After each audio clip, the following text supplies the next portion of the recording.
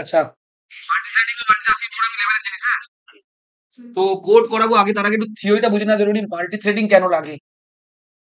প্রথম মাল্টিটাস্কিং, আমরা কম্পিউটারে যে কাজগুলো করি সেটা যদি একটা কাজ করি তাকে সিঙ্গেল টাস্কিং বলা হয়। যদি এটাই মাল্টিপল টাস্ক করি তাকে মাল্টিটাস্কিং বলা হয়। যেরকম যদি মনে কর তুই বড় হয়ে গেছিস, এখন ছোটবেলায় এরকম করতিস, ছোটবেলা 9-10 যখন পড়তিস, সামনে তার মোবাইল রয়েছে সামনে, মা আসছে যখন তখন পড়া দেখাচ্ছিস, মা যেই চলে গেল হোয়াটসঅ্যাপ গুলো চ্যাট করছিস বা ইনস্টাগ্রামে রিলস দেখছিস ছোটবেলাতে, এইটা মাল্টিপল টাস্ক করছে।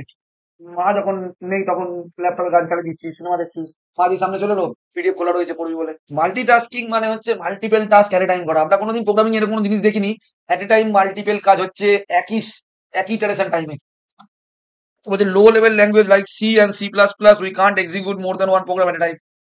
লো লেভেল ল্যাঙ্গুয়েজ যেরকম সি প্লাস প্লাস কে লো লেভেল ল্যাঙ্গুয়েজ বলা যায়, যদিও সি প্লাস প্লাস গুগলের ভাষা high level language, OOPS oriented বলে, কিন্তু সি প্লাস প্লাস এ মাল্টিটাস্কিং করাই যায় না। সি প্লাস প্লাস এ মাল্টিটাস্কিং করা যায় না বলে সি প্লাস প্লাস কে লো লেভেলের মধ্যে ধরা যেতে পারে। The concept through which we can run or execute several program simultaneously. Spelling ভুল তাহলে কারেকশন করে নিবি, হ্যাঁ? যখন এক্সিকিউট করবো একই জিনিস বারবার, it is not as multitasking in case of Windows operating system. আর এটাই প্রোগ্রামিং এর ভাষায় এটাকে মাল্টিথ্রেডিং বলে।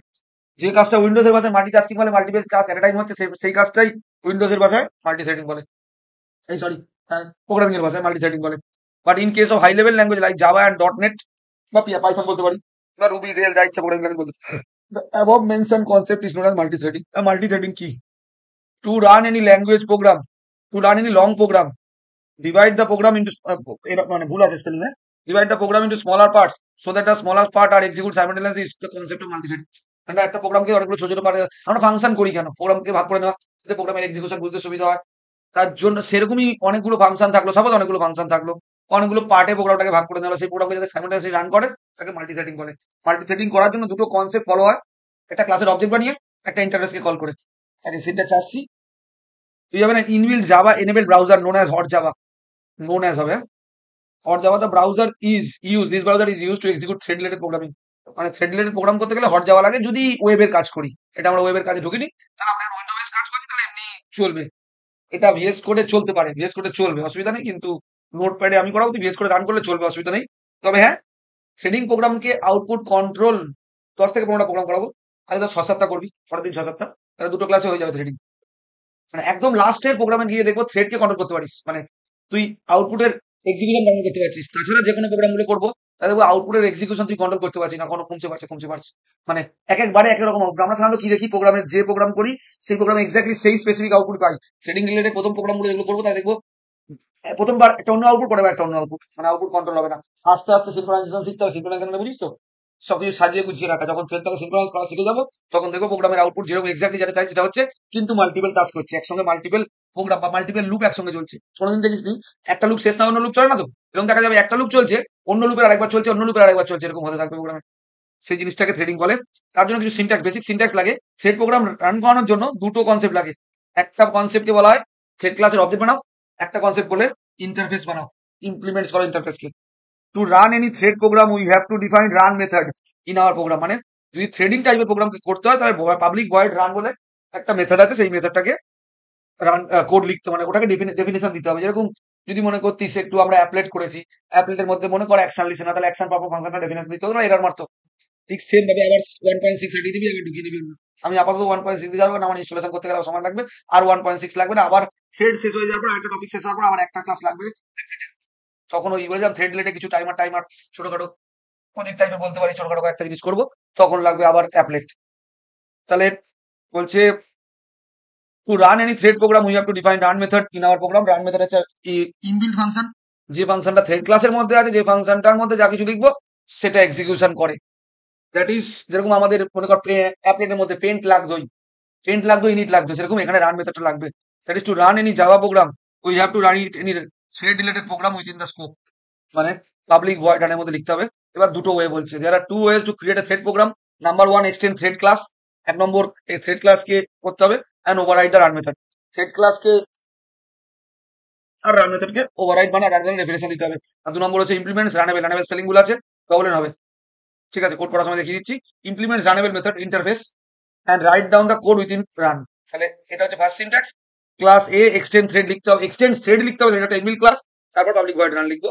আর লাইফ সাইকেল অফ থ্রেড এগুলো এখন লাগবে না, এগুলো বাড়িতে একটু পড়বি, কোড করাচ্ছি, কোডের সঙ্গে রিলেট হবে। যেরকম অ্যাপলেটের লাইফ সাইকেল হয়, সেরকম এটার লাইফ সাইকেল আছে। অ্যাপলেট যেরকম ইনিট হতো সবার আগে, মাঝখানে স্টার্ট হতো, তারপরে পেন্ট হতো, রিপেন্ট হতো, লাস্টে গিয়ে এক্সিট হতো। যখন বন্ধ করতাম অ্যাপলেট স্টপ হতো। তারপর আরেকটা জিনিস বুঝতে হবে, থ্রেড এক্সেপশন। থ্রেড ক্লাসের মধ্যে স্লিপ মেথড আছে, আমরা সিতে স্লিপ মেথড করেছিলাম না, স্লো স্লো রান হচ্ছিল। ওই যে ভাই লার্নিং এর প্রোগ্রাম একটা করে লেটার তুলে তুলে প্রিন্ট করছিল, এখানে থ্রেড ক্লাসের একটা exception generate sleep method use করলে, সেই এক্সেপশনটাকে ইন্টারাপ্টেড এক্সেপশন বলা হয়। ইন্টারাপ্টেড এক্সেপশন কি করে, প্রোগ্রামটাকে বন্ধ করে দেয়, ঠিক আছে, প্রোগ্রামটাকে বন্ধ করে দেয়। স্লিপ মেথড কি করে, প্রোগ্রামটাকে স্টপ করে দেয় কিছু সেকেন্ডের জন্য বা কিছু মিলি সেকেন্ডের জন্য। এবার ইন্টারাপ্টেড এক্সেপশন দিয়ে ওই যাতে প্রোগ্রামকে হট করানো, মানে কি, প্রোগ্রাম চলতে চলতে পজ হচ্ছে, এতে কম্পাইলারও হচ্ছে প্রেসার পড়ছে, এটা প্রসেসরের প্রেসার পড়ছে, অ্যাজ ওয়েল অ্যাজ প্রোগ্রামটার এক্সিকিউশন স্টপ হয়ে যাচ্ছে।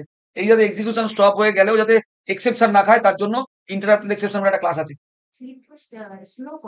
স্লো করে বলছি, স্লিপ মেথড, জাভাতে স্লিপ মেথড একটা এক্সেপশন থ্রো করে, মানে এক্সেপশন থ্রো করে, মানে এক্সেপশন মানে কি আমি জানি, প্রোগ্রাম স্টপ করে দেয়, প্রোগ্রাম রান করতে পারে না, প্রোগ্রাম রান করতে করতে পজ হয়ে গেল, চললো না।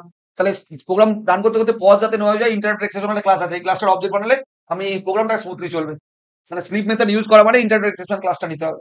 সিনট্যাক্সে আসছি, বুঝে যাবি।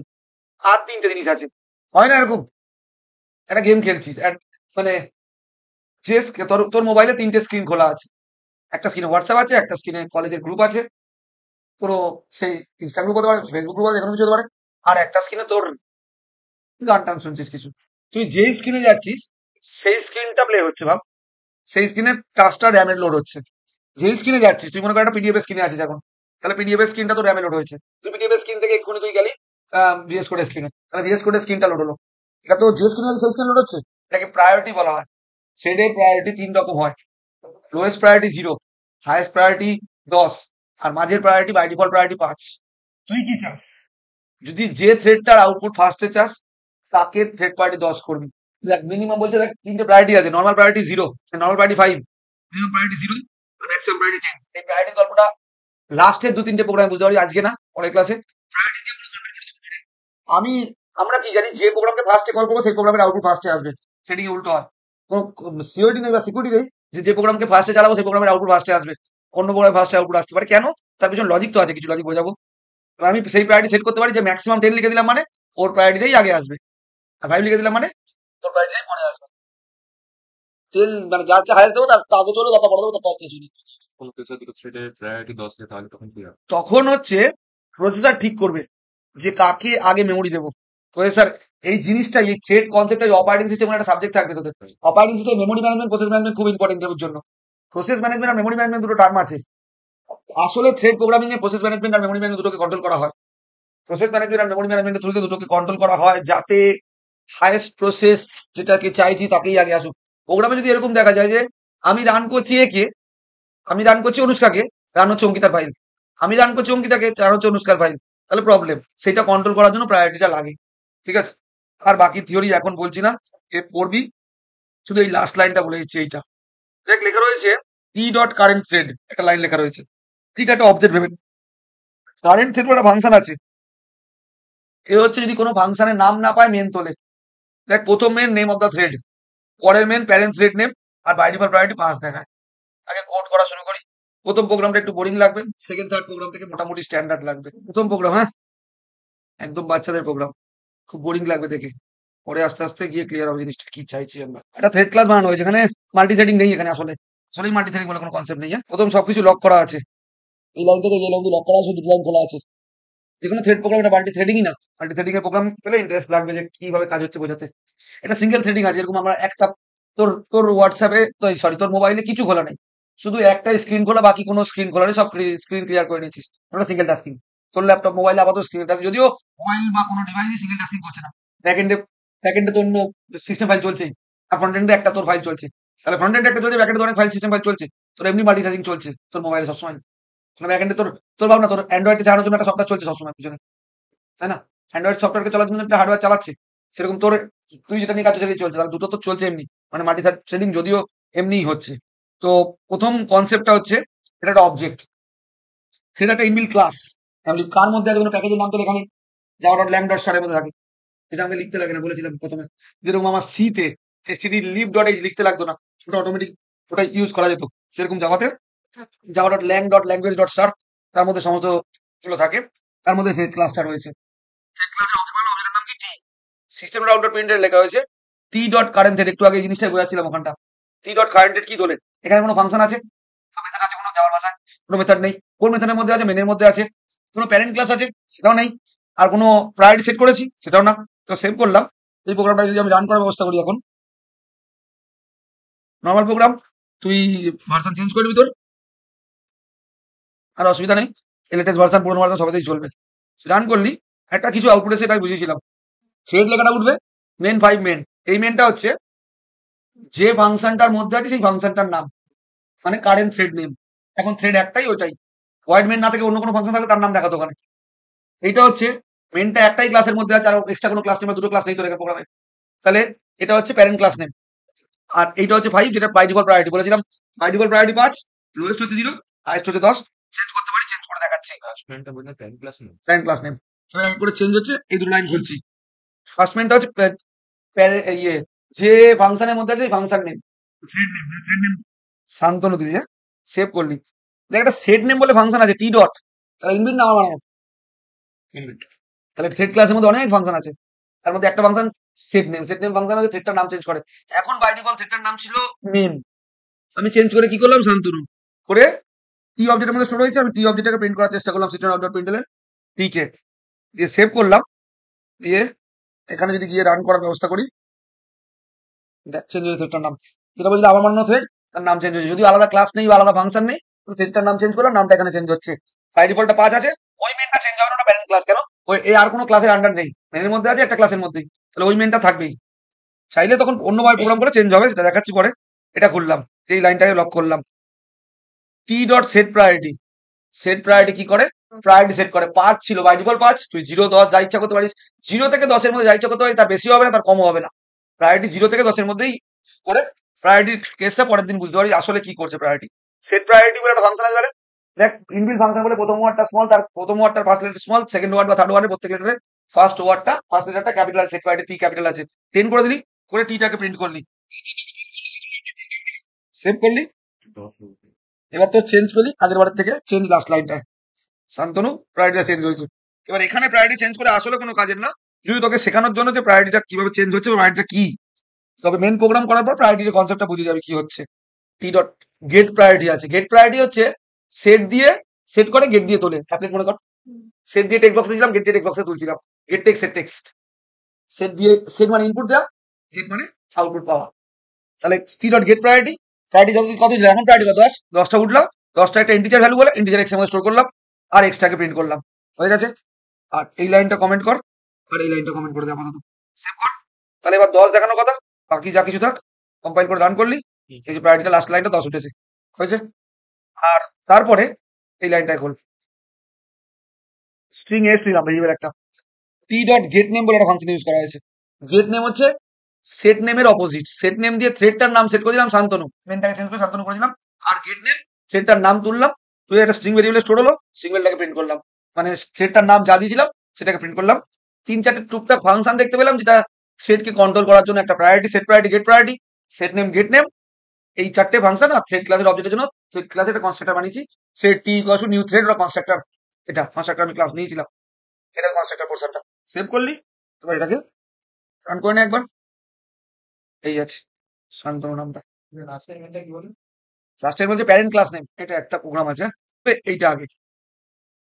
এইবারে কিছু গল্প দেখবো আমরা, এমনটা কিছু করা হয়েছে। প্রথমে আমি ট্রাই ক্যাশটাকে কমেন্ট করে দিচ্ছি, এই ট্রাই লক হয়ে গেল, আর এই ক্যাচ লক করে দিলাম। তাহলে খোলা কোনটা আছে, থ্রেড ডট স্লিপ। থ্রেড ক্লাসের অবজেক্ট বানায়নি, যদি থ্রেড ক্লাস অবজেক্ট বানাতাম তাহলে স্লিপ লিখতাম। স্লিপ মেথড কি করে, সি প্রোগ্রামিং এ স্লিপ বা প্রোগ্রাম স্লো স্লো করে প্রিন্ট করে, ঠিক আছে। দেখেছিস, ফাইল থেকে যেটা তুললাম 1000 মিলিসেকেন্ড, 1 সেকেন্ড পরে পরে টাইপের মতো করে প্রিন্ট হচ্ছে। এটা হচ্ছে EX1, হ্যাঁ, জাভা সি EX1। এক্সেপশন মারবে প্রথমেই, এক্সেপশন ধরিয়ে দিয়েছে প্রথমেই। আনরিপোর্টেড এক্সেপশন পরিষ্কার বলে দেখ, Java dot lang, Java dot lang dot interpret exception must be caught or declare to be thrown. এটা মাস্ট বি কট বলেছে, মানে কি ট্রাই ক্যাচের মধ্যে রাখো, থ্রেড ডট স্লিপটাকে ট্রাই ক্যাচের মধ্যে রাখো, নাহলে ও প্রবলেম তৈরি করছে ফার্স্ট অফ অল। তাহলে আমি কন্ট্রোল জেড দিয়ে সবগুলোকে তুললাম, ঠিক আছে। প্রোগ্রামটা কি আছে, এখানে একটা মেন আছে, একটা বেসিক মেনের মধ্যে 11 বার লুপ চলছে 0 থেকে 10। এটা সিঙ্গেল থ্রেডিং। কেন? একটাই ফাংশন, তার মধ্যে একটাই লুপ, দুটো লুপ নেই। এটাও সিঙ্গেল থ্রেডিং, কয়েকটা মাল্টি থ্রেডিং আসবে। এখানে 11 বার 0 থেকে 10 বার 11 বার লুপ চলবে। তার মধ্যে ট্রাই কেস আছে। ট্রাইয়ের মধ্যে থ্রেড করে একটা ক্লাসের অবজেক্ট বানাতে হয়নি, থ্রেড করে ক্লাসের ডাইরেক্ট ইউজ করছি। থ্রেড ক্লাসের অবজেক্ট নিয়ে কল করতে পারিস, থ্রেড ক্লাসে ডাইরেক্ট ইউজ করতে পারিস। ডাইরেক্ট ইউজ করতে হলে থ্রেড ডট দিয়ে ফাংশনকে কল করবি, আর thread object thread ob equal new thread, আর ওবি ডট সামথিং করে দিলি স্লিপকে। এবার স্লিপে অনেক সময় লাগবে। যখন প্যারামিটারে পাস করবো তখন অবজেক্ট পাস করতে হয়। কনস্ট্রাক্টর বুঝিস তো, কনস্ট্রাক্টর কল করার সময় যখন প্যারামিটারে পাস করবো অবজেক্ট পাস করতে, তখন তখন এমনি নেবে না। অন্য ক্লাসে থ্রেড ক্লাসের অবজেক্ট, অন্য ক্লাস থ্রেড ক্লাস লাগবে, তখন অবজেক্ট ছাড়া কি করে হবে, বা ইনহেরিটেন্স ছাড়া কি করে হবে, কোনটা তো লাগবে। তাহলে থ্রেড ক্লাস নেওয়া থ্রেড প্যাকেটে স্লিপ ডট স্লিপ দেওয়া রয়েছে, তারপরে প্যাকেটে 2000 মিলি সেকেন্ড, 2 সেকেন্ড, 2 সেকেন্ডের জন্য স্টপ হবে। যখনই 2 সেকেন্ডের জন্য স্টপ করবে তখনই এক্সেপশন খেয়ে যায়। এবার যাতে এক্সেপশন না খায় কিরকম হয় একটু প্রোগ্রামটা বোঝানোর চেষ্টা করি। মেমোরি ম্যানেজমেন্ট বলে একটা কনসেপ্ট আছে তোর অপারেটিং সিস্টেমে। অপারেটিং সিস্টেম যে কোনো প্রোগ্রামকে চালানোর জন্য, ধর মনে কর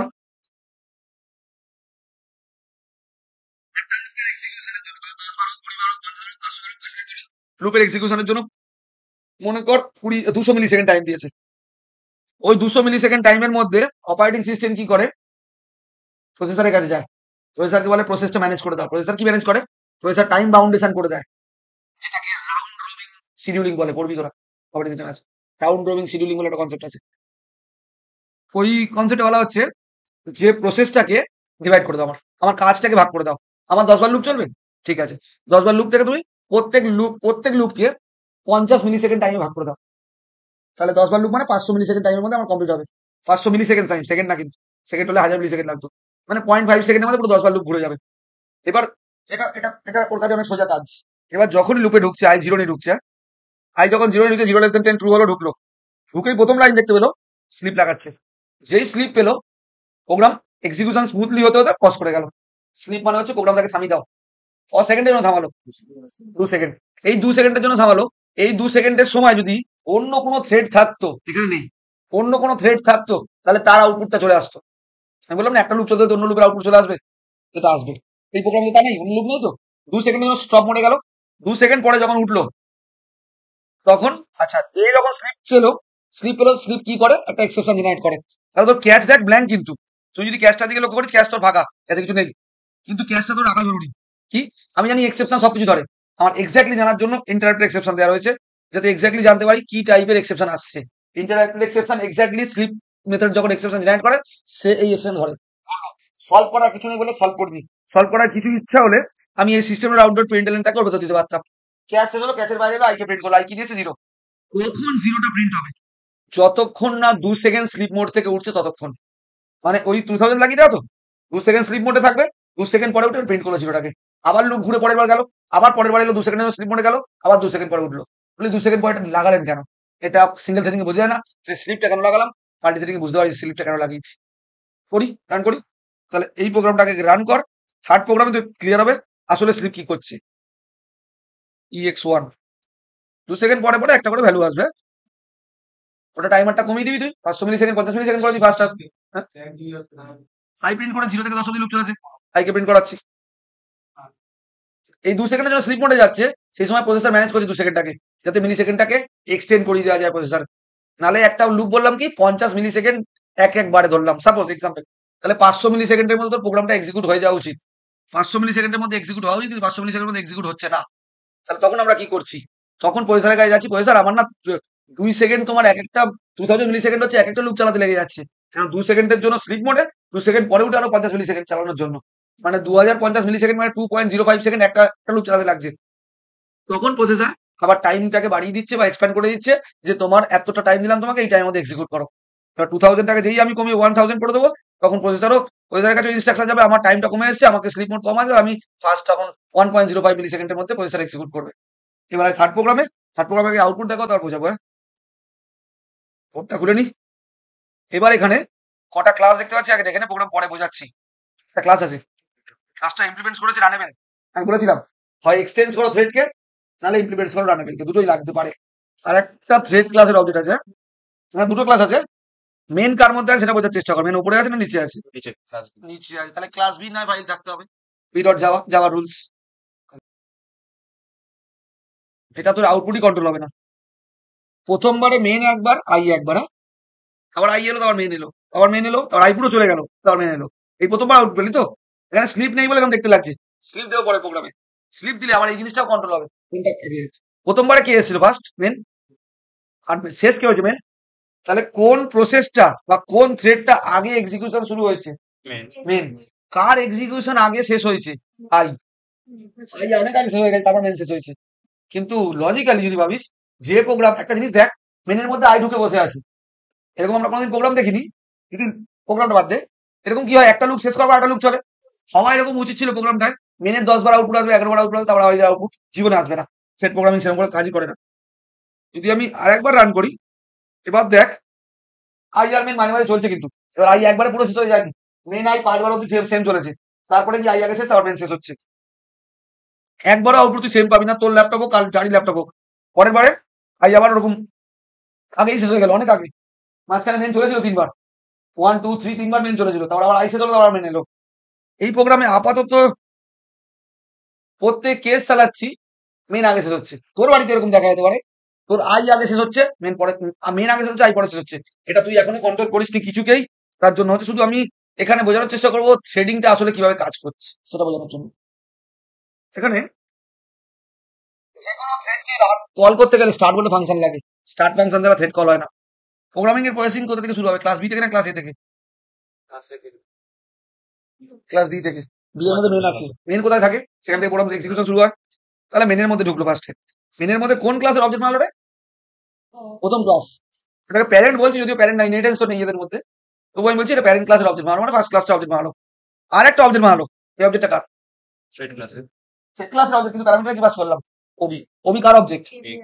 এই লাইনটা লিখে দেওয়া মানে এই ক্লাসটা এখন থ্রেডে পরিণত হয়ে গেল। এই লাইনটা যখন thread ob one equals to new thread ব্র্যাকেটে প্যারামিটার ওবি লিখে দিলাম, সঙ্গে সঙ্গে উপরের ক্লাসটা এখন থ্রেডে কনভার্ট হয়ে গেল। যেহেতু থ্রেডে কনভার্ট হয়ে গেছে, দুটো কাজ হতে পারে। ওপরের ক্লাস থ্রেড ক্লাসের অবজেক্ট বানাও, আর নাহলে ওপরের ক্লাসে রানেবল ইন্টারফেসকে ইমপ্লিমেন্ট করো। এই দুটোর মধ্যে কোনো একটা করতেই হবে। আবার যদি কোনো ক্লাসকে, এই যে যখন এই লাইনটা লিখি, যে লাইনটা সিলেক্ট করা, thread ob one equals to new thread ব্র্যাকেটে ওবি, এই লাইনটা লেখা মানেই হচ্ছে থ্রেড ক্লাসের অবজেক্ট বানালাম। সেই অবজেক্টটা থেকে দাঁড়ালাম ওবি কে। ওবি কার অবজেক্ট? এ ক্লাসের অবজেক্ট। তাহলে কি হয়ে গেল এতে? এ ক্লাসটা আসলে থ্রেড ক্লাসে কনভার্ট হয়ে গেল। এ ক্লাস যদি থ্রেড ক্লাসে কনভার্ট হয়, তার জন্য দুটো রুলস আছে। ফার্স্ট রুলস হচ্ছে, এ ক্লাসটাকে তুমি এক্সটেন্ডস থ্রেড করো, আর নাহলে এ ক্লাসটাকে তুমি ইমপ্লিমেন্টস রানেবল করো। কারণ তোমার রান মেথডটাকে লাগবে কাজে। রান মেথডটাকে পেতে গেলে থ্রেড ক্লাসে ইনহেরিট করো বা রানেবল ইন্টারফেসটাকে ইমপ্লিমেন্ট করো। তাহলে একটা জিনিস লক্ষ্য কর, কি খেলা হচ্ছে। প্রত্যেকবার, বেশিরভাগ ক্ষেত্রে, আমি আরেকবার রান করছি। কোন প্রোগ্রামটা আগে রান করছে বলবি একটু? কোন প্রসেসটা আগে রান হচ্ছে, মেন না আই? মেন। সিএলএস করলাম, ক্লিয়ার স্ক্রিন, আবার করলাম, এর আগে রান হচ্ছে। আগে আই শেষ হচ্ছে, সেটা ম্যাটার করে না, আগে মেন রান হচ্ছে। 10টার মধ্যে 9বার কেসে তুই মেনকেই আগে রান দেখবি। এবার দেখ, মেন দেখ 9বার চললো, তারপরে কি মেন লাস্ট শেষ হলো, এবার আই কিন্তু শেষ হলো, লাস্ট শেষ হলো, এতক্ষণ মেন লাস্ট শেষ হচ্ছিল। এটা তুই কন্ট্রোল করতে পারবি যতক্ষণ না তুই সিনক্রোনাইজেশন বা প্রায়োরিটি শিখবো, ততক্ষণ কন্ট্রোল হবে না। একটা কোশ্চেন আছে আমার, যেটা হচ্ছে, একটা জিনিস লক্ষ্য কর, ob one dot start. Ob one কার অবজেক্ট? থ্রেডের। ডট স্টার্ট কাকে কল করে? প্যারেন্ট থ্রেড, কারণ অবজেক্টটাই আসলে কার? এর। তাহলে ওই স্টার্ট ফাংশন কাকে কল করে বলতো? ওপরের ক্লাসে স্টার্ট, ওপরের ক্লাসটাকে কল করবে। আরেকটা জিনিস মনে রাখবি, সিতে বলিনি বা কখনোই বলিনি, ফাংশনও মেমোরি অ্যালোকেট করে। ফাংশন যখন কল হবে তখন মেমোরি অ্যালোকেট করেছি কেন দিন? ফাংশন যখন কল করছিস, ফাংশন মেমোরি নেয়। রিকারশন করলে ফাংশনকে, ফাংশন নিজেই কল করছে, মেমোরি কম লাগে। একটা স্ট্যাকের মধ্যে রিকারশনের মধ্যে স্টোর হচ্ছে। ফাংশনকে যতবার কল হবে, ততবার ফাংশন মেমোরি অ্যালোকেট করে, ততবার মেমোরি নষ্ট হয়, ততবার মেমোরি আলাদা আলাদা নষ্ট হয়। রিকারশন দিয়ে করলে কি হবে, একটা স্ট্যাক হবে, তার মধ্যে মেমোরি ওখানে স্টোর হয়, মেমোরি কম লাগে ওতে। এবার যদি অত কিছু বুঝিস না, একটা জিনিস বুঝতে হবে, ফাংশনকে কল করা মানে মেমোরি অ্যালোকেট হচ্ছে। ওবি ওয়ান ডট যখন স্টার্ট কল করছিস, স্টার্ট অটোমেটিক্যালি কার কাছে যাবে? স্টার্ট ক্লাস এর কাছে নিয়ে যাবে। ক্লাস এর মধ্যে একটা জিনিস লেখা রয়েছে, ইমপ্লিমেন্টস রানেবল। আমি থ্রেডের অবজেক্টও বানাতে পারতাম, এইটা না লিখেও করতে পারতাম। এটা কেন করে? এটা করি বা থ্রেড করি, এর মধ্যে রান মেথড আছে, রান মেথড ডেফিনেশন দিতে হবে। মনে রাখবি, একটা জায়গা থেকে একটা জায়গায় যেতে গেলে কল করে সময়টা নষ্ট হয়, 1 সেকেন্ড হলো বা 500 মিলি সেকেন্ড হলো বা 50 মিলি সেকেন্ড হলো। অন্য একটা ক্লাস থেকে এই ক্লাসের কাছে কল হয়ে আসছে, তাহলে মেমোরি নষ্ট হচ্ছে। সাপোজ প্রসেসর 60 মিলি সেকেন্ড টাইম দিয়েছে, কোনটা না, উপরের প্রোগ্রামটা রান করার জন্য, উপরের লুপটা রান করার জন্য। এবার এখান থেকে কল হচ্ছিল, আসলে কিন্তু ওর কলিং এর কোনো অপশন নেই। এই লাইন থেকে উপরের থ্রেডটা কল হচ্ছে, এখান থেকে কার কাছে গেল? উপরে গেল। এখান থেকে কল হয়ে উপরে যাচ্ছে তো, এখান থেকে কল হওয়া মানে কি, এটাও প্রসেসরের কাছে গেল। প্রসেসর এই ফাংশনটা কলিং এর জন্য মেমোরি অ্যালোকেট করলো, তার মধ্যে কি ফাংশনটা স্টোর হলো কলিং এর জায়গায়, তারপরে এখানে এলো কল। মনে কর এই কাজটা করতে 7 মিলি সেকেন্ড টাইম ওভার হয়ে গেল, তখন কি হলো, এই প্রোগ্রামটা এক্সিকিউশন না করে আবার ফিরে গেল নিচের কাছে। আবার বলবো, যখন কোনো ফাংশন কল হয়, যখন যে কোনো ফাংশন কল হয়, সে মেমোরি নেয়। এটাকে প্রসেস ম্যানেজমেন্ট বলা হয়, মেমোরি ম্যানেজমেন্ট বলা হয়। যে কোনো প্রসেসকে ম্যানেজ করা। প্রসেস কি আর থ্রেড কি? একটা বড় প্রোগ্রাম আছে বা একটা বড় সিনেমা আছে, তোর সিনেমাটা তুই কপি করছিস তোর ল্যাপটপে, দেখবি একটু একটু করে কপি হচ্ছে। ওই একটু একটু ছোট ছোট অংশকে একটা প্রসেস বলে। পুরো প্রোগ্রামটাকে এক্সিকিউশন করতে থ্রেড বলে। পুরো প্রোগ্রামটা হচ্ছে থ্রেড, একটা ছোট পার্ট হচ্ছে তার প্রসেস। সেম ভাবে একটা প্রোগ্রামে একটা লুপের একটা অংশ হচ্ছে প্রসেস, পুরো লুপটা হচ্ছে থ্রেড। সেম ভাবে একটা সিনেমা যদি 10% কপি হয়, ওই 10% হচ্ছে তার প্রসেস, আর পুরোটা হচ্ছে তার থ্রেড। পুরো প্রোগ্রাম কপি হওয়াটা থ্রেড, মানে পুরো সিনেমাটা কপি হওয়া থ্রেড। ঠিক সেম ভাবে যখন কোনো ফাংশনকে কল করা হচ্ছে, স্টার্ট কাকে কল করবে, প্যারেন্ট ক্লাসকে কল করবে। সাপোজ স্টার্ট যখন কল করছে এর কাছে এলো, এর কাছে আসা মানে এর মধ্যে এর জন্য মেমোরি অ্যালোকেট করা হলো। সেই মেমোরির মধ্যে কি ফাংশনটা লোড হলো, কোন ফাংশনটা, পাবলিক ভয়েড রান, যেটা সিস্টেম ডিফাইন্ড ফাংশন। এর মধ্যে ঢুকে প্রথম লুপটা এক্সিকিউট করাতে শুরু করতে চাইলো, শুরু করে দিল। তাহলে প্রসেসর যে মেমোরিটা বেঁধে দিয়েছে, সেই মেমোরি বা যে টাইমটা বেঁধে দিয়েছে, সেই টাইমের মধ্যে এক্সিকিউট করে গেল এক দুবার। যদি যে টাইমটা বেঁধে দিয়েছে 30 মিলি সেকেন্ড, 40 মিলি সেকেন্ড, 50 মিলি সেকেন্ড, সেটা প্রসেসর ঠিক করে সবটা। এবার সেই টাইমের মধ্যে তোর প্রোগ্রামটা এক্সিকিউট করতে পারলো না, তখন কি হবে, তখন আবার যেখান থেকে কল সেখানে ফিরে যায় ফাংশন। সেখান থেকে ফিরে গিয়ে দুজনের জন্য সেম টাইম এক্সিকিউট করে দিয়েছে, সেম টাইম অ্যালোকেট করেছি। এর জন্য তোমার জন্য 50 মিলি সেকেন্ড, আমার জন্য 50 মিলি সেকেন্ড। এবার আমার এইটা অবজেক্ট বানাতে হচ্ছে, অবজেক্ট বানিয়ে ওখানে কল যেতে হচ্ছে। তো মেমোরি অ্যালোকেট করা 50 মিলি সেকেন্ড, তুইও 50 মিলি সেকেন্ড, আমিও 50 মিলি সেকেন্ড। এবার নিচের থ্রেডটা, মেন থ্রেডটার টাইমটা কম লাগবে রান করাতে। কেন না, ওপরের থ্রেডটাকে এখান থেকে কল করতে হবে, কলিং এর সময় খাচ্ছে, মানে 50 মিলি সেকেন্ডের মধ্যে 20-30 মিলি সেকেন্ড ওর মেমোরি অ্যালোকেট করতে যাচ্ছে।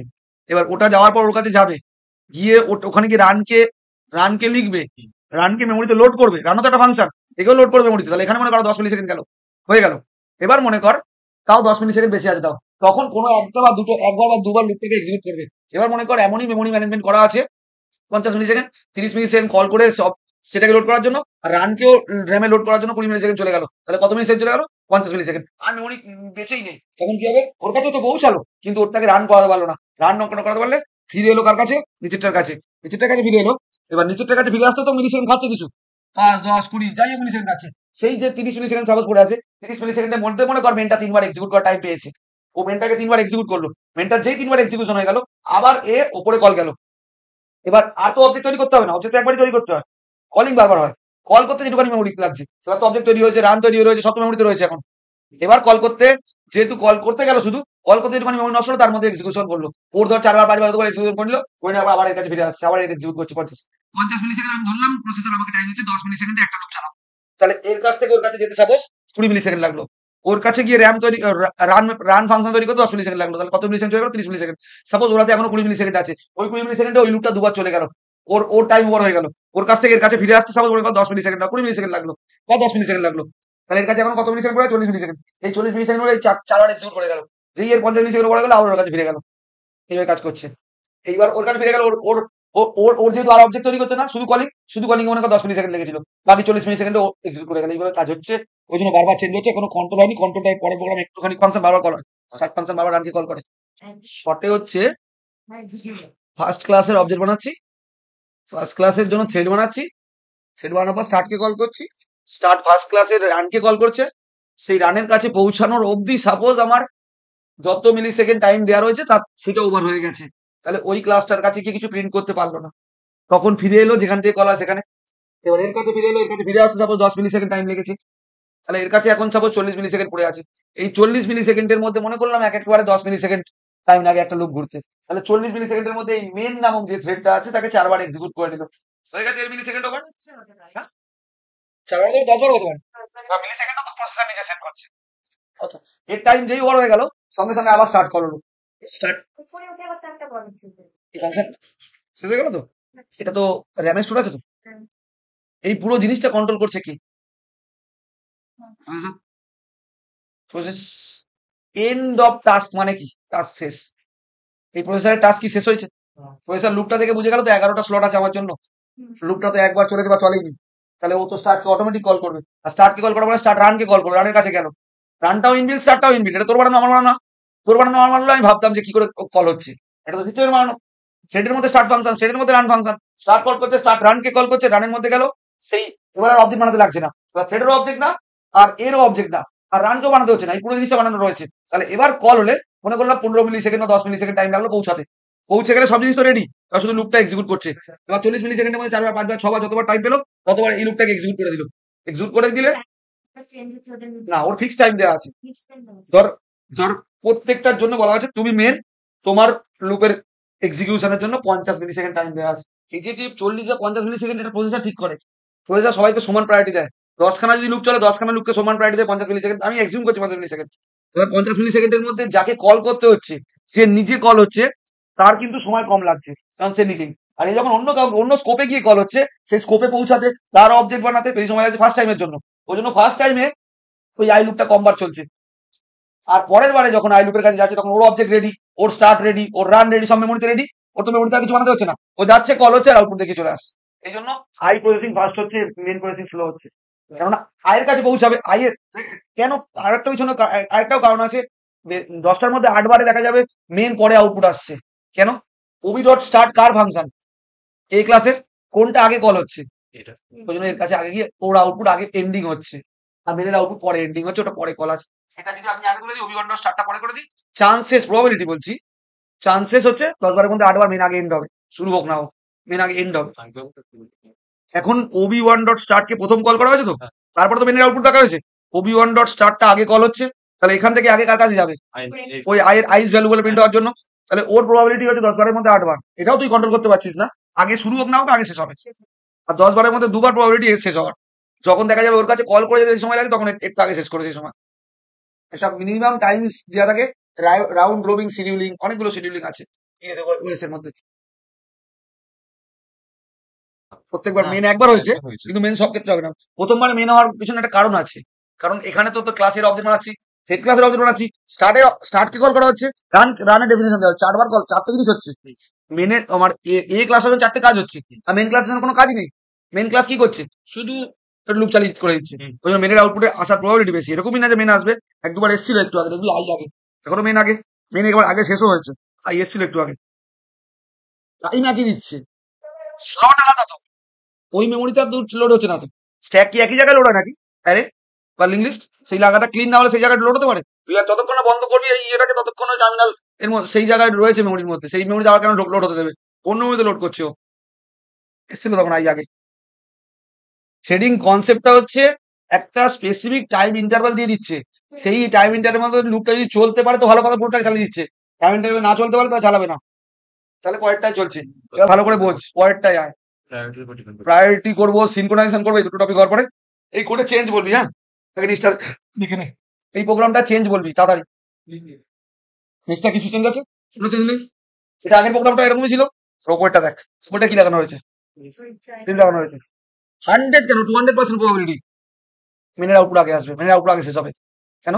যে সময় 2 সেকেন্ডে স্লিপে গেল সেই সময় মেনের কাছে পৌঁছে 2000 মিলি সেকেন্ড, কিন্তু আমি 50 মিলি সেকেন্ড বলেছিলাম, 50 মিলি সেকেন্ড যে সময় 2 সেকেন্ডের স্লিপে গেল সেই সময় পুরো মেনটা এক্সিকিউট করে বেরিয়ে গেল, প্রথমে পুরোটা মেন শেষ হবে, শুরু হোক না হোক মেন আগে শেষ হবে। কারণ ও যে সময় ঢুকছে ও স্লিপে যাচ্ছে, গিয়ে স্লিপ মোডে গিয়ে ওকে প্রোগ্রামটাকে 2 সেকেন্ডের হল্ট করা হচ্ছে, ওই 2 সেকেন্ডের মধ্যে যদি মেনের টাইমার থাকে মেন ওই 2 সেকেন্ডের মধ্যে পুরো এক্সিকিউট করার পর ওখানে যাচ্ছে। এবার দুটোতেই যখন স্লিপ লাগাবে তখন অন্যরকম লাগবে, তখন আপাতত একটাই স্লিপ লাগানো আছে, V1 ছিল এটা। দেখ মেন পুরো চলে গেল পুরো, তার 2 সেকেন্ড পরে পরে একটা করে আসছে আইয়ের, কেন আই তো তুই স্লিপ লাগিয়েছিস, শুরু আগে শেষও আগে, কেননা আই শুরু জীবনে হতে পারবে না। কেন বলছি, ধরো আইকে কল করলে আই ভাষা শুরু হতেই পারবে না, মেন থেকে আইকে আগে শুরু, এখান থেকে কোন ক্লাস করলো, প্যারেন্ট ক্লাস মানে এ ক্লাসের কাছে গেল, এ ক্লাসের মধ্যে লুপের মধ্যে ঢুকলো, ঢুকে প্রথমে কিসে করলো, স্লিপ, প্রথমে বসে গেল, যেই ও বসে গেল কার কাছে ফিরে গেলো, মেনের কাছে, ক সেকেন্ড স্লিপ, 2 সেকেন্ড মানে 2000 মিলি সেকেন্ড, প্রসেসরের কাছে 2000 মিলি সেকেন্ড হিউজ ব্যাপার, 50 মিলি সেকেন্ড সাপোজ আমি অ্যাজিউম করছি, আরো কম সময় নেয়, একটা 5 লাখ বারের লুপ যদি 5 লাখ লিখে 5 বার লাগবে একসাথে চলে আসতো, মনে কর ছোটবেলায় যখন ফার্স্ট সেমে করতিস বা 11 করতিস প্যাটার্নটা না। এবার একটা জিনিস বল, 2000 মিলি সেকেন্ড দিচ্ছিস, 2000 মিলি সেকেন্ডের স্লিপে যাওয়া মানে কি, এর কাছে ফিরে এলো, এর কাছে ফিরে এলে 2000 মিলি সেকেন্ড একে টাইমার দেবে না, এর তার থেকে কম সময় অনেক, তার মধ্যে পুরো এক্সিকিউট করছে, এ পুরো এক্সিকিউট হয়ে গেল তো, এক্সিকিউট হওয়ার পর ওর কাছে আবার ফিরে গেল, ওর তখনও স্লিপ থেকে উঠলো, উঠে একটা প্রিন্ট করলো, তো অলরেডি প্রসেসটা কমপ্লিট, তাহলে এর টাস্ক কমপ্লিট, তাহলে ওর কাছেই পড়ে আছে, ওর কাছে পড়ে নেই সরি, ওর কাছে গেল 2 সেকেন্ড পরে ওকে প্রিন্ট করলো, আবার এর কাছে ফিরে এলো, এর কাছে কিছু কাজ নেই, আবার ফিরে গেল, আবার 2 সেকেন্ড পরে ওকে প্রিন্ট করলো। প্রত্যেকবার এর কাছে আসছে চাইল্ড ক্লাসের কাছে, সেখান থেকে প্যারেন্ট ক্লাসে ফিরে যাচ্ছে, 2 সেকেন্ড পরে প্রিন্ট করছে। এবার এটাও কন্ট্রোল করা যেত, এটা একবার ওটা একবার আসুক। এতে কি হচ্ছে, এতে দেখানোর চেষ্টা করা হচ্ছে যে শুধুমাত্র চাইল্ড ক্লাস, এটা মেন মেন নামক যে লুপটা, সেই লুপটা আগে এক্সিকিউট হচ্ছে, আগে শেষ হচ্ছে। প্রসেসও বেশি খায় না, প্রসেস ম্যানেজমেন্টও খুব কম সময় লাগে। তো এই হচ্ছে গল্প, এটার সলিউশন। এতে কি হচ্ছিল, মেন এক্সিকিউশন শুরু, মেন এক্সিকিউশন শেষ, ওটা পরে হচ্ছিল। এবার পরেরটায় যায়, পরেরটায় সলভ একটুখানি। মানে যদি ওটা 20 মিনিট স্পেন্ড করা হয় তাহলে মেনটা এবার তুই করে দেখাচ্ছি তোকে, দেখ এটা করলি তো, এবার চেঞ্জ করলি, পরে আমি আবার কেটে দেবো। এই করে দিলি, সেভ করলি, সেলেস কর, স্লিপে যাচ্ছে একটু হলেও, দেখ একই সাথে হলো, মেনটাও নামলো, সঙ্গে সঙ্গে আইটা নেমে এলো। হুম। আর আইটাও স্লো চলছে না, হ্যাঁ চান্সেসও আছে আই আসছে, আর কখনো কখনো ফিরে যেতে পারে। এরকম টাইমারের উপর ডিপেন্ড করে যে প্রসেসর কত টাইম দেবে। যে যে ডেস্কটপ বা যে ল্যাপটপ স্লো হবে, তাতে ভালো এই প্রোগ্রামটা বুঝে যাবে যে মাঝখানে আই ঢুকবে একবার। এবার আমার i5 প্রসেসর, আমি বুঝতে পারবো না। i5 12 জেন বা 13 জেনে বোঝা যাবে না। তুই i3 11 জেন 10 জেন নে, সেই প্রসেসরে তুই বুঝতে পারবি যে ধর মেন লুপ সবার চলার পর আই লুপ মাঝখানে একটা ঢুকলো। স্লো প্রসেসর ছাড়া, প্রসেসর তো মেমোরি তোকে ভালো দিচ্ছে, হুম। তোকে তো ভালো মেমোরি দিচ্ছে, এসএসডি মেমোরি দিচ্ছে তোকে, এসএসডি তো ফাটাফাটের মেমোরি, সাটাফাটের মেমোরি তোকে ফাস্ট দিচ্ছে, তো বুঝতে পারবি না তুই। কিন্তু এটা ওরকম হতে পারে, মাঝখানে ঢুকতে পারে। এইটা দেখ চেঞ্জটা এবারে, এটা অন্য প্রোগ্রাম। এবার চেঞ্জ আছে, প্রথমটা কত, 2 সেকেন্ডে স্লিপ, 2000 মিলি সেকেন্ড। পরেরটা কত, এটাও স্লিপ, দুটোই স্লিপ লাগিয়েছিস। এবার দেখ খেলা, B2 তাই তো, এটা সিরিয়াস মার, Java C B2 dot Java, ঠিক আছে। এবার আউটপুট ভালো বুঝতে পারবি। 2 সেকেন্ডের পরে এক সেট আসছে, দেখ একবার মেন একবার আই। হ্যাঁ। সে সময় আই 2 সেকেন্ডে স্লিপ মোডে থাকলো, সে সময় মেন প্রিন্ট হলো, যে সময় মেন 2 সেকেন্ডে স্লিপ থাকলো, সে সময় আই প্রিন্ট হলো। এবার বোঝা যাচ্ছে আগে মেন পরে আই হওয়াটা না, কখনো ঠিক হবে না এটা, এটা এখনো কন্ট্রোল হবে না। আর মেন স্লিপে গেল, ও প্রিন্ট হলো। প্রথমে তো আই স্লিপ পাচ্ছে, তাই তো আগে ওরকম না, প্রিন্ট হবে না। যে সময় স্লিপ মোডে যাচ্ছে সেই সময় একটা টাইমার আছে, সেই টাইমারের আগে ধর স্লিপ উঠে গেল, মেনও আগে প্রিন্ট হবে, দেখবি তুই পরে প্রোগ্রাম। মেনই তো সব ক্ষেত্রে তা হবে না, এনে মেনু আসতে পারে আগে, মেন আসতে এটাতেই এসছে এই যে মেন এসে দেখ, সেকেন্ড কেসে দেখ মেন ওয়ান আই ওয়ান। পরপর গুলো মেনই আগে আসছে। এটা ডিপেন্ড করছে কি বলতো, কত কত স্লিপের উপর ডিপেন্ড করে, দুটো স্লিপ সমান দিয়েছিস, দুটো যদি স্লিপ না এক সেটে আসছে, দেখ এক জোড়া করে আসছে। এবার হচ্ছে প্রসেসরের উপর ডিপেন্ড করছে, প্রসেসর স্লিপ তো খাচ্ছে, স্লিপ খেয়ে যখন স্লিপ থেকে উঠছে, প্রসেসর কাকে দিচ্ছে। যেহেতু প্রায়োরিটি আমি সেট করিনি, প্রসেসর ঠিক করে দিচ্ছে কাকে আগে চালাতে দেবো। তোর বাড়িতে রান করবি, আমার আউটপুটের সঙ্গে মিলবে না তোর আউটপুট, মানে এরকম এক সেটেই আসবে, কখনো মেন আগে কখনো আই আগে। সেটা কখনো কন্ট্রোল হবে না যতক্ষণ না আমি দুটো জিনিস শিখবো, একটা প্রায়োরিটি, একটা সিনক্রোনাইজেশন। পরের দিন শিখবো তখন বুঝে যাবে না আই আগে আসতে। দেখবি তোকে একটা প্রোগ্রাম দেখাবো, যাতে আমি চাইলেও মেন আগে আসবে না, তাই এটা বুঝে গেছিস কি। এটা দেখ দুদিকে স্লিপ লাগানো, মানে কি এখানে এটা স্লিপ খেলে মেন প্রিন্ট হয়ে তারপরে আবার আইটা কেন বন্ধু, আগে তো আগে তো কাকে কল করছে, আইকে আইকে কল করছে, আয়ের কাছে গেল, দাঁড়া দাঁড়া শেষ করতে দে আমাকে।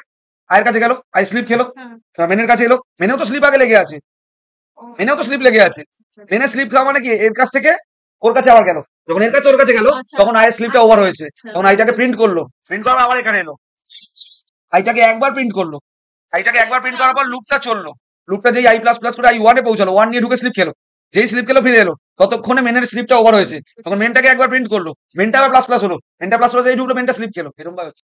এটাই হয়, এটা লাস্ট প্রোগ্রাম আছে। হ্যাঁ এইটা তো দেখ, এটা তুই কিছুটা বুঝতে পারবি যে কার আগের কথার কথা, ভালো করে দেখবি। এই 6টাই কোড আছে। হ্যাঁ?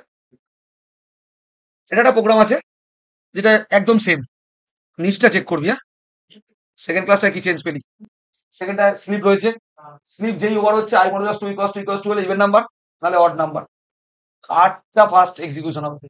কেন, এর প্রথম কথা স্লিপ ওভার হওয়ার পর চেকিং করার পর প্রিন্ট করবে, আর ওর স্লিপ ওভার হওয়ার পর শুধু প্রিন্ট করবে, তাহলে কে ফার্স্ট চলবে। এই প্রোগ্রামে বোঝা যাবে যে যেই শুরু হোক না কেন 10টার মধ্যে 8টা বা 9টা কেসে প্রবাবিলিটি হচ্ছে ওপরের প্রোগ্রামটাই এক্সিকিউট হওয়ার, শুরু বা শেষ কোনো এক, শুরু হোক না হোক শেষ আগে হবে, কোনটা আইটা মেন শেষেই হবে, কারণ মেনের মধ্যে স্লিপও রয়েছে, কারসার কথা রাখলি তুই, মেনের মধ্যে স্লিপও রয়েছে প্লাস একটা চেকিং রয়েছে, আমরা জানি চেকিং এর সময় লাগে, এই স্লিপ থেকে যেই ওভার হবে, মানে স্লিপ যেই শেষ হবে ও আবার চেকিং করবে, এই চেকিং ও টাইম যাচ্ছে, ও তোর চেকিং টাইম লাগছে না, তাহলে ওটা এক্সিকিউশন আগে হবে। আউটপুট দেখার চেষ্টা কর, EV2। হ্যাঁ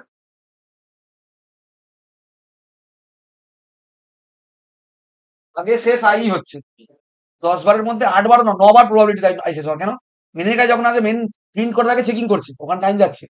এই জন্য আই এর প্রবাবিলিটি এই সিকিউরিটিতে বেটার। এটা আস্তে আস্তে কন্ট্রোল হতে হতে এমন জায়গায় পৌঁছাবে যে যেটাকে চাইবে সেটাকেই পরে কল করবে, কিন্তু আগে শেষ হবে সে। আর আগে কল করি সে পরে শেষ হবে, সেটা হচ্ছে প্রায়োরিটির গল্প। তাহলে এই ক্ষেত্রে আবার যদি চালাস আরেকবার এনে আই দিয়েই শুরু হচ্ছে, মাঝখানে মেন ঢুকতে পারে, শুরুতে মেন ঢুকেওছে, কিন্তু আই দিয়েই শেষ হবে।